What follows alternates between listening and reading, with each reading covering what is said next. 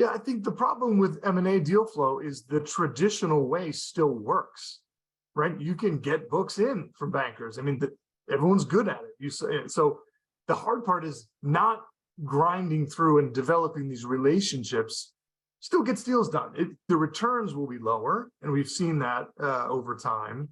So I think you need to try and be systematic in your approach to developing relationships with executive as opposed to be episodic.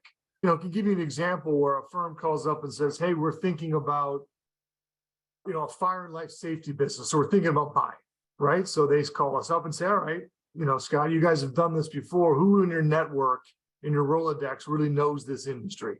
We introduce them to executives to help shape the investment thesis and to determine if the asset is of interest.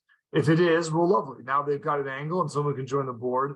And if it's not, then we use those executives and say, all right, we all decided not to buy this company for all the reasons you don't buy a company. What do you think are good assets out there, executive? You spent X amount of years burning calories in this space.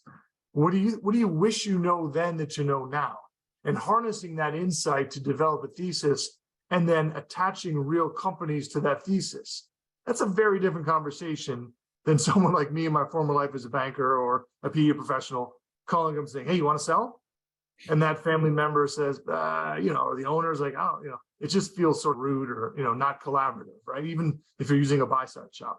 But when you have an executive making that call and you're talking executive to executive and they can say, listen, I had the opportunity to work with hundreds of PE firms. Here's why I chose this PE firm. Here's why they're the anti-private equity firm, if you will. And here's our plan. Here's how you fit into it. Come join me.